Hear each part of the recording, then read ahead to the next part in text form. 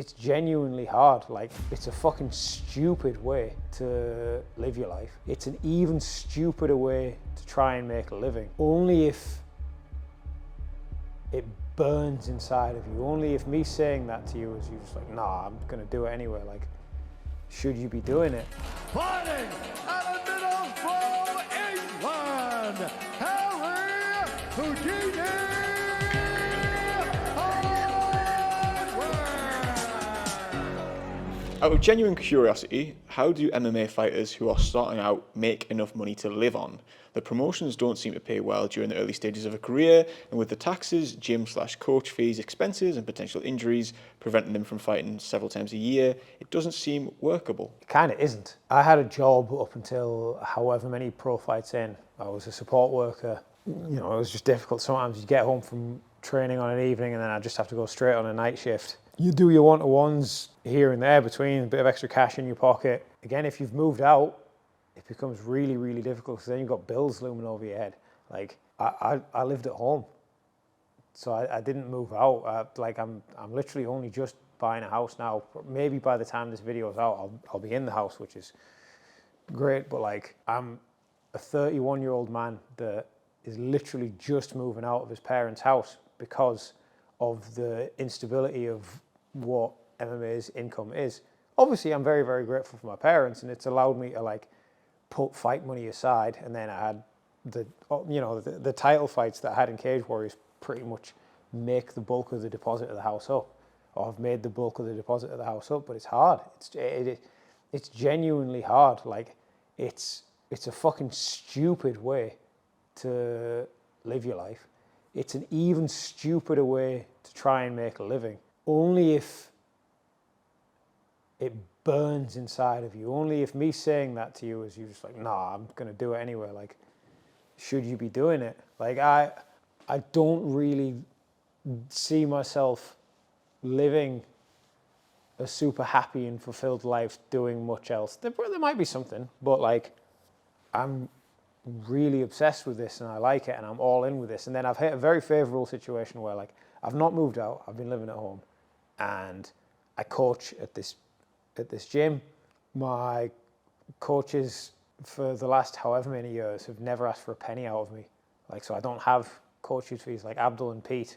They're more like a second and a third dad to me, do you know, like, so I'm in a very fortunate situation in a lot of ways, but it's difficult. It's really, really difficult. That is my only thing I want to say. It's difficult, and it's going to be different for everyone, but you've just got to make it work. You've got to try and make money doing other things, like, you know, if you've got an ability to do one-to-ones, yeah. If you've got any money to set aside and maybe invest in like bung into savings or some kind of index ISA fund or stocks and shares ISA or something, just, it's hard. Financially, this is a hard and unforgiving thing to do.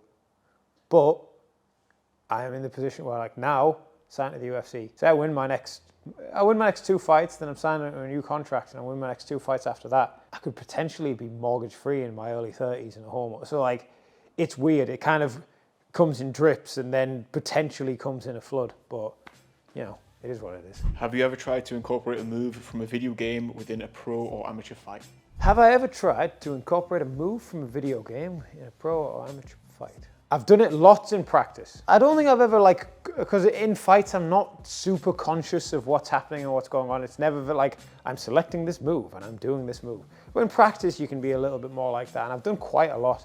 Like, and I've really went down the rabbit hole with it before. So I was playing Tekken 4 and I was playing Jin's story campaign, and I set it to 5 rounds. And then when you get to the last bit where you fight Kazuya and Heihachi back to back, boomf, I bumped the difficulty like well up, so they were battering me for ages, but it meant I was because it's such a cool fight and you're just playing it for ages. And then Kazuya hits me with left high kick, left straight, right low kick, left body hook. And I was like, like, really snappy. I'm like, that looks like Kyokushin as fuck. What's that called? So then afterwards, I go on practice mode and start playing as Kazuya and start just look down the command list. It's called the Demon's Wrath. It was added from Tekken 4. So I'm like, go on. And then I like discover the Ryo Narashima. I think I ended up like seeing the mocap people in the credits. Ryo Narashima, who was like, he won an open weight Kyokushin world title when he weighs 60 kilos. So he was like having full blown fights with heavyweights, like probably the best head kick highlight reel in history.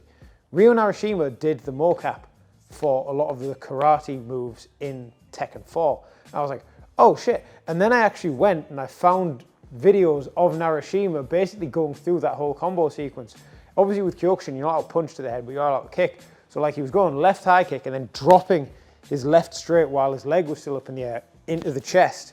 And then he's going low kick to body hook, which obviously like the right low kick to left hook to the head is a very common combination, but low kick to body hook is quite hard to do. But he was kind of like hitting the kick and then shooting his leg forward instead of shooting it back. So he hit the kick and shoot his leg forward into the body hook. It was very nice. And then I just go down this big rabbit hole of people who've done mocap for Tekken. Just really cool ones I can mention immediately off the top of my head. Tatsuya Naka, one of the, again, karate black belt, and was one of the stars of the film Kudo Obi, which is one of the best martial arts films of all time. He did some motion capture for Lydia, the Polish president karate woman from Tekken 7 onwards. And then Minoru Suzuki, Pancrase legend. He did some of King's mocap way back in the day. Like there was a lot of cool people who did mocap for Tekken. From what you've observed / heard, are locker room bonuses a thing? For example, I've heard a lot of people say that the disclosed earnings from athletic commissions aren't right, and promotions like the UFC will usually pay fighters more behind the scenes. I've not seen a whole lot at the minute. I do know for a fact, for an absolute fact, during the Fertitta era, the Fertittas would come in with envelopes with checks in them. And just, you know, that was back when the contracts were a lot smaller. So like people were on like 3 and 3, whereas like the minimum contract in the UFC now is like at least $10 or $12,000. So like, but people were on a lot less money back in the day. But like the Fertittas would come in with, or Dana White would come in with the little envelope, and that would be the locker room bonus. I've not seen much of it now. Again, I've been in one UFC locker room so far, so I might have to get back to you on that one once I've had a few more fights and seen more of how it works behind the scenes. But I'm just interested because I know they're putting the bonuses up. Obviously people are saying, oh, is it going up to 100 grand like with this Paramount deal? If it is, I'm interested to see that. Then I'm going to start fighting like an absolute moron. Build your perfect UFC fighter of all time. So I'll give you an attribute. If you just give me a name to go along with that attribute to build the perfect fighter. Yeah. So we're starting off with power. You say power, and then I start thinking of very powerful fighters, but I'm just thinking, a lot of them I'm thinking, oh, they've got one very powerful tool. So you're like, power, you're like, oh, Conor McGregor, it's that left hand, or Anthony Rumble Johnson, it's his right hand and it's his left kick. I'm trying to think of someone who's got finishing capability. It's probably Pereira, really, like as far as like finishing capability in each limb, we're probably going to have to go with Alex Pereira. Cardio.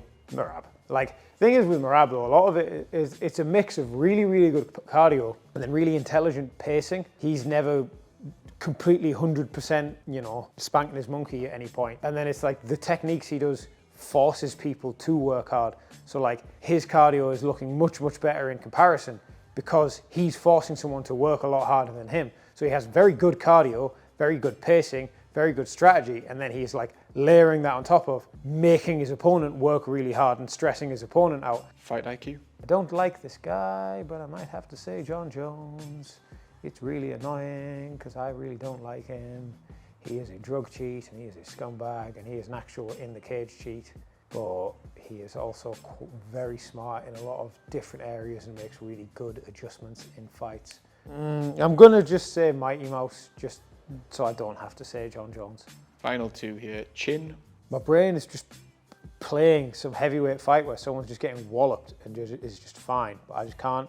Is that the CTE setting in, or is it just the fact that I've probably watched about 30,000, I've probably watched 10, I might be approaching watching like 100,000 fights or something. I don't, like I've watched a fight a day pretty much every day for the past 10 years in some way, shape or form. I'm gonna have to go with like Holloway, like prime Holloway. And then speed, it's gonna be a Mighty Mouse. Best and worst Palmo you've had? Best Palmo, I've had a Manjaro's Palmo where I've had half and half toppings. So like 1/2 bolognese and 1/2 hot chop. I might do the meatballs one. I really like the barbecue meatballs one. Or like 1/2 bolognese, 1/2 chicken tikka one. Because then you get like a lot of different flavor profiles. Like Manjaro's is one of the few places as well that's like got better over the years. Like a lot of places start off good and then they do kind of fizzle, but at Manjaro's Parmo now, it's just the crispy is so nice, that everything is so nice. But then if you get half and half, so if you get 1/2 with one topping, 1/2 with another topping, you can have a bite, you can have a bite, you can have a bite with this sauce, you can have a bite with the Manjaro sauce, you can have a bite with the garlic, you can have a bite with both of them, you can have a bite with both and both sauces. Then you can get the sizzler sauce. So you can go through, you know, like it's much harder to get the flavor fatigue that does happen when you do scran a gigantic amount of stuff. Worst Parmo.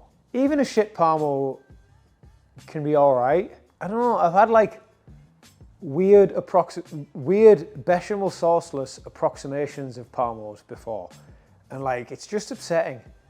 Like we want the bechamel sauce. We want that.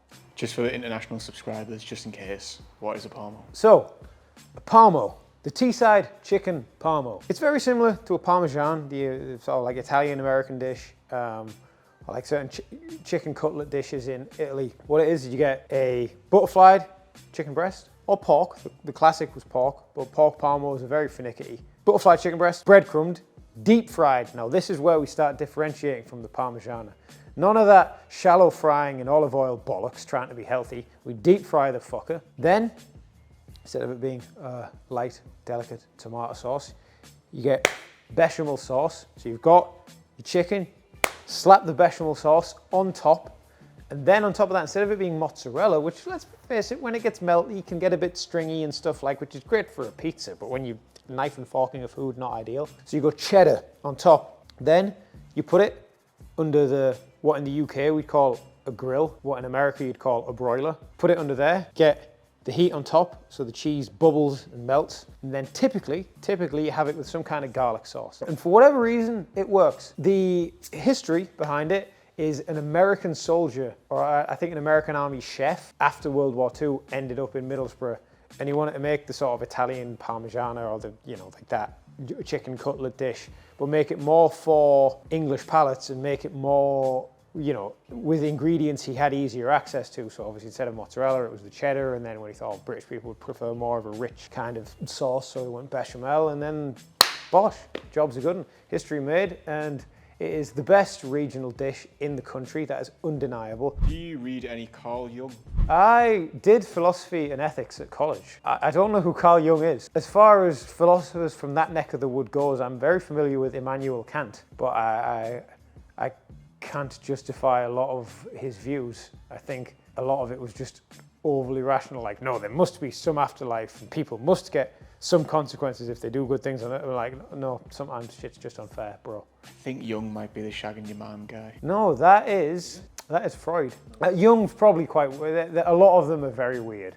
Like, Aristotle thought flies had 4 legs. You can just look at a fly, unless he's just like trying to be like, well, actually the front ones are arms or something. But like, yeah, they're a lot weird. But no, Freud is the mum issue guy. That is one thing that just like, the sexualization of parent/family member terms is fucking weird. Sort yourselves out. If you've ever been in the act and called someone mummy, just look at yourself in the, like, what is wrong with you? You need, why is that a thing? Why is that, not only why is that a thing, why is that such a common thing? That's bizarre. I think that's a great place to end it. Yeah, it probably is. Yeah, I guess leave more comments on this one, and we'll do these pretty regularly and react to MMA stories and other random things. Yeah. Bosh.